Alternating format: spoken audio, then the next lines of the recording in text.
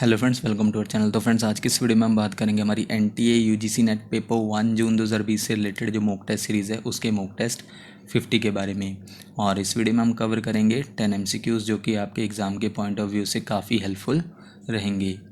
और फ्रेंड्स, अभी तक हम इस बार के एग्ज़ाम के लिए 50 मॉक टेस्ट आपको प्रोवाइड करवा चुके हैं चैनल पर। अगर आप उन सभी मॉक टेस्ट को देखना चाहते हैं तो उसके लिए आप हमारे चैनल पर जाकर प्लेलिस्ट चेक कर सकते हैं, या फिर हमने आपको प्लेलिस्ट का लिंक इसी वीडियो के नीचे डिस्क्रिप्शन बॉक्स में और साथ ही साथ इसी वीडियो के नीचे टॉप कमेंट में, यानी कि जो पहला कमेंट होता है वहाँ पर आपको प्रोवाइड करवा दिया है, जहाँ से आप उन 50 मॉक टेस्ट को देख सकते हैं। और आज की इस वीडियो में आप क्वेश्चंस के साथ साथ भी आंसर कर सकते हैं। आपके पास सारे क्वेश्चन का आंसर करने के लिए 10 सेकंड का टाइम होगा, जहां पर ऑप्शंस आपको खुद रीड करने हैं, या फिर आप हमें इसी वीडियो के एंड में कमेंट करके बता सकते हैं कि आपने टोटल क्वेश्चंस में से कितने क्वेश्चंस को करेक्ट मार्क किया। आज का हमारा पहला क्वेश्चन है question number 1, 10 + 2 + 3 pattern of education originated from the recommendation of the dash, यानी कि शिक्षा का 10 + 2 + 3 पैटर्न किसकी सिफारिश से उत्पन्न हुआ था। ऑप्शंस आप अपनी स्क्रीन पर देख सकते हैं और इसी वीडियो के नीचे कमेंट करके हमें 10 सेकंड के अंदर करेक्ट आंसर बता सकते हैं।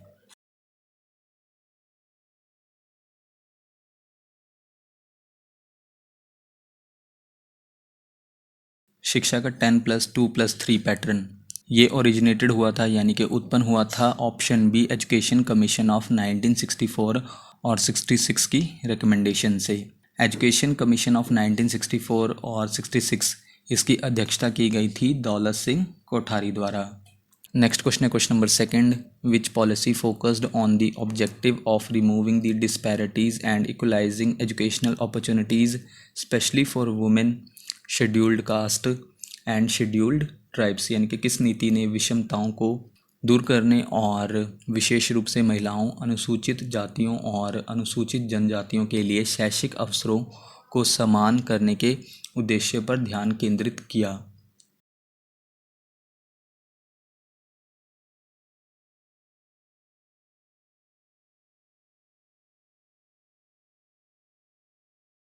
वो पॉलिसी थी option C national educational policy 1985, यानी कि राष्ट्रीय शैक्षिक नीति 1985 ने फोकस किया किन उद्देश्यों पर, महिलाओं, अनुसूचित जातियों और अनुसूचित जनजातियों के लिए एजुकेशनल अपॉर्चुनिटीज़ पर।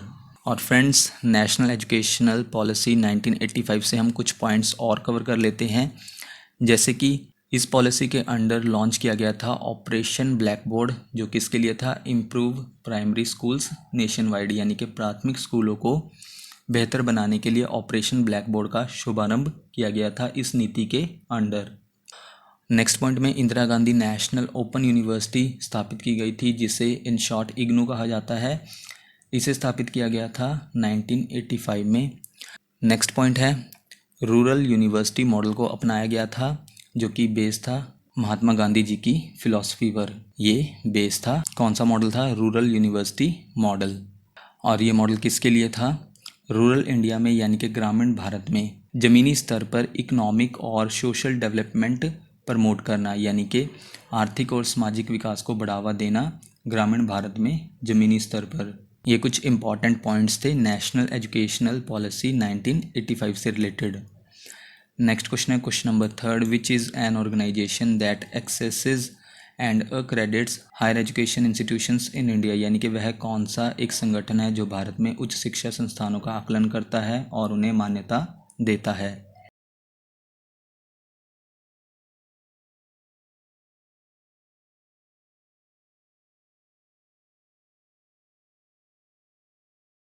वो है ऑप्शन डी नैक। इसका फुल फॉर्म है national assessment and accreditation council. अगर हिंदी में कहें तो राष्ट्रीय मूल्यांकन और प्रत्यानन परिषद। नैक क्या है, एक ऑर्गेनाइजेशन है, यानी कि एक संगठन है जो भारत में हायर एजुकेशन इंस्टीट्यूशंस का आकलन करता है और उन्हें मान्यता देता है। और ये एक ऑटोनॉमस बॉडी है, यानी कि जहाँ पर सेल्फ गवर्नमेंट होता है उस तरह की बॉडी है, और इसे फंडेड किया जाता है university grants commission government of India द्वारा। और नैक का हेडक्वार्टर कहाँ पर है, इसका हेडक्वार्टर बेंगलुरु में है। और इसका मोटो क्या है, इसका मोटो है एक्सीलेंस, क्रेडिबिलिटी, रेलेवेंस, यानी कि उत्कृष्टता, विश्वसनीयता और प्रासंगिकता। ये इसका क्या है, मोटो है। नैक की स्थापना की गई थी 1994 में। राष्ट्रीय शिक्षा नीति 1986 यानी कि नेशनल पॉलिसी इन एजुकेशन की सिफारिशों के जवाब में इसकी स्थापना की गई थी। और अगर हम 2 नवंबर 2018 तक की बात करें, 568 यूनिवर्सिटीज़ और 11,816 कॉलेजेस इन्हें मान्यता प्राप्त है नैक द्वारा। और इनमें से 1856 इंस्टीट्यूट्स, जिसमें शामिल हैं 206 यूनिवर्सिटीज़ और 1650 कॉलेजेस, इन्हें ए श्रेणी में रखा गया है। और नैक ग्रेड्स इंस्टीट्यूट में 8 ग्रेड लैडर हैं, यानी कि इसमें 8 ग्रेड्स हैं जो इंस्टीट्यूट्स को दिए जाते हैं। और ये नीति यानी कि ये पॉलिसी शिक्षा की गुणवत्ता में जो गिरावट आ रही थी, यानी कि क्वालिटी ऑफ एजुकेशन में जो गिरावट आ रही थी, उसके मुद्दों को, उसके इश्यूज़ को संबोधित करने के लिए थी। नेक्स्ट क्वेश्चन है question number 4, which scheme of the government is associated with the objective of catalysing and activating research and innovation on all academic disciplines specially at university and college levels. यानी कि सरकार की कौन सी योजना सभी राष्ट्रीय विषयों, विशेषकर विश्वविद्यालय और कॉलेज स्तरों पर अनुसंधान और नवाचार को उत्प्रेरित और सक्रिय करने के उद्देश्य से जुड़ी है।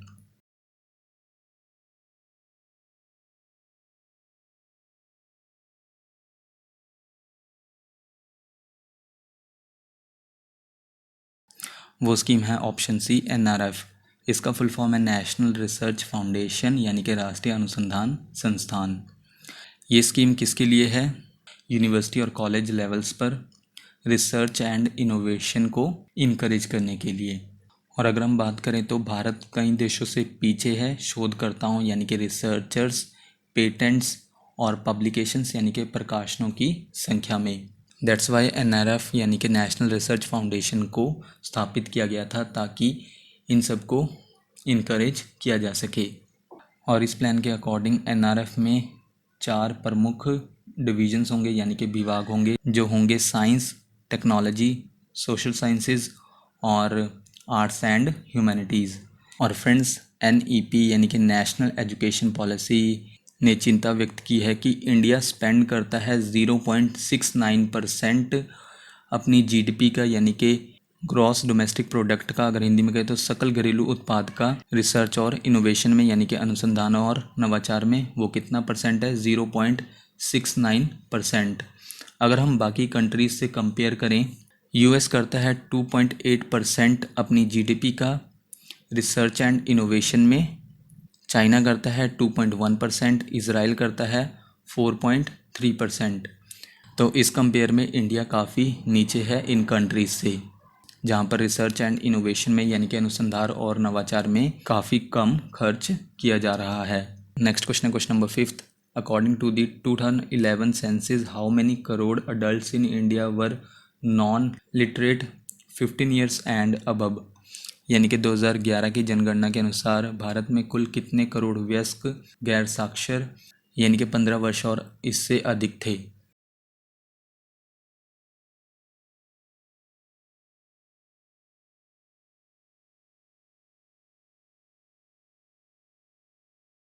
दो हजार ग्यारह की जनगणना के अनुसार option C 26.5 crore adults India में नॉन लिटरेट हैं, यानी कि गैर साक्षर हैं।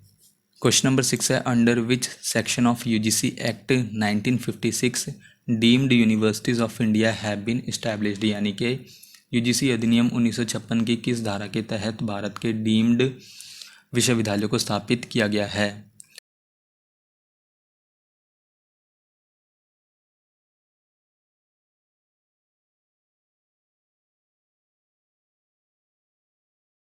यूजीसी एक्ट 1956 का वो सेक्शन है ऑप्शन बी, सेक्शन 3, जहाँ पर इंडिया में डीम्ड यूनिवर्सिटीज़ को इस्टेब्लिश किया गया है। क्वेश्चन नंबर 7 है, under which section of UGC act 1956 state private university is included. यानी कि यूजीसी अधिनियम 1956 की किस धारा के तहत राज्य निजी विश्वविद्यालयों को शामिल किया गया है।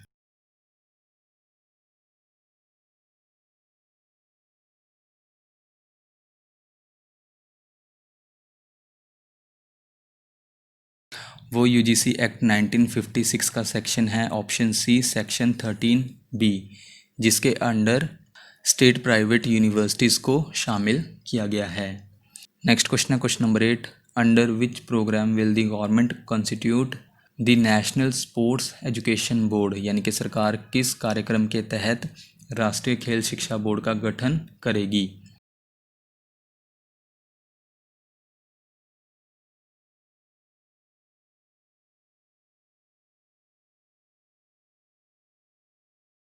वो प्रोग्राम है ऑप्शन डी, खेलो इंडिया, जहाँ पे government national sports education board setup करेगी किसके अंडर, खेलो इंडिया प्रोग्राम के अंडर। और इसका एम क्या है, पॉपुलराइज करना यानी कि लोकप्रिय बनाना स्पोर्ट्स को सभी लेवल्स पर, और साथ ही साथ स्पोर्ट्स पर्सन है यानी कि जो खिलाड़ी हैं उनका विकास किया जाएगा। खेलो इंडिया क्या है, एक पहल है गवर्नमेंट ऑफ इंडिया की जो मजबूत करती है स्पोर्ट्स इकोसिस्टम को, encouraging mass participation and promotion of excellence द्वारा, यानी कि खेल की व्यापक भागीदारी और उत्कृष्टता को बढ़ावा देकर खेल पारिस्थितिकी तंत्र को मजबूत करने के लिए ये भारत सरकार की पहल है। कौन सी, खेलो इंडिया। नेक्स्ट क्वेश्चन है question number 9, according to the India survey on higher education in short AISHE gross enrolment ratio in short GER in higher education in India is dash, यानी कि ऐश के अनुसार भारत में उच्च शिक्षा में सकल नामांकन अनुपात कितना है।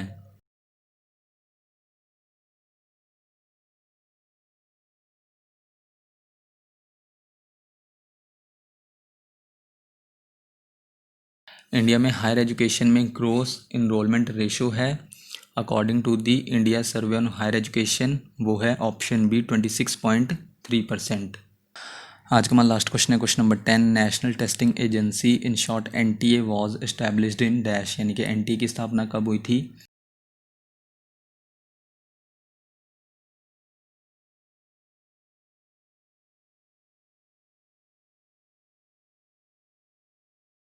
NTA की स्थापना हुई थी यानी कि नेशनल टेस्टिंग एजेंसी की स्थापना हुई थी ऑप्शन सी 2017 में। नेशनल टेस्टिंग एजेंसी ये क्या है, इंडियन गवर्नमेंट एजेंसी है जिसे अप्रूव किया गया है यूनियन काउंसिल ऑफ मिनिस्टर्स द्वारा, यानी कि केंद्रीय मंत्री परिषद द्वारा, जिसे इस्टेब्लिश किया गया था नवंबर 2017 में। और NTA क्या करती है, कंडक्ट करती है entrance examinations higher educational institutions के लिए, जैसे UGC NET, NEET, Delhi university entrance test etcetera, इस तरह के एग्ज़ाम्स कंडक्ट किए जाते हैं NTA द्वारा। और गवर्नमेंट ने अपॉइंट किया था यानी कि नियुक्त किया था विनीत जोशी को as the first director general of the agency, यानी कि फर्स्ट डायरेक्टर जनरल कौन है NTA के, विनीत जोशी। तो फ्रेंड्स ये थी हमारी आज की वीडियो। आप हमें इसी वीडियो के नीचे कमेंट करके बता सकते हैं कि आपने 10 क्वेश्चंस में से कितने क्वेश्चंस को करेक्ट मार्क किया। नेक्स्ट वीडियो आपको जल्दी चैनल पर मिल जाएगी। So thank you friends for watching this video.